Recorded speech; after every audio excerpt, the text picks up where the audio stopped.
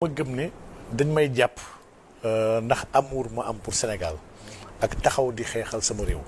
te man waxuma sax dem kaso. damay nettali chaque fois ne man ëpp na juróomi at ba ma njëkkee dem jëndi samay laxasaay ay perkaal ak ay parfum ak lépp lu mu àndal ma takk ko denc ko sama armoire ne su ma dee man la ma see lii parce que lii maa ko liggéey leew na ma dañ ma ko suulee.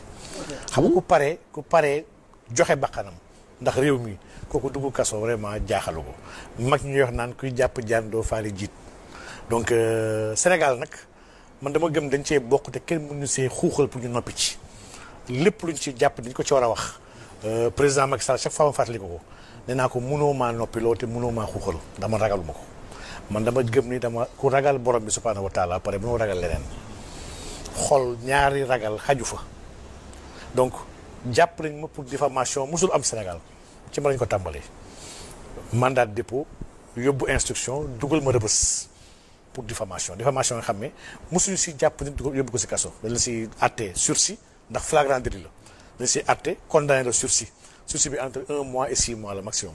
su si cóolee ba cóol ma ñu la tegal amende wala ñu dolli la si li nga war a fay ci xaalis mais man dama ci yóbbu kaso pour noppiloo ma et pour gêner sama agenda politique en fait ndax jamono boobu maa doon préparer législative yi on m'a empêché de participer aux législatives ñu jóge ci loolu ñu jàppati ma encore ndax le dossier de Imam Ndao donc bii tamit on voulait me gêner parce que ma doon waaj a voyager waroon dem uyu à l'invitation du président du Mali ñu jàpp ma jamono boobu Sénégal mu ngi nekk ci tappale mi nga xam ne avec la CEDEAO dafay jéem a participer pour bégal tubaab yi xeex le Mali donc et vraiment dañoo outrepassé woon les prérogatives de la CEDEAO ndax la CEDEAO organisation communautaire la bi nga xam ne c'est une association économique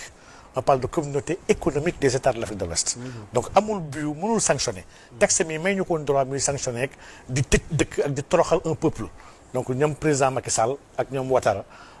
doomu tubaab yi maanaam ñaari doomu Macron yi ñoom ñaari ñoo bëggoon bégal France moo tax ñu def donc jàpp nañ ma tamit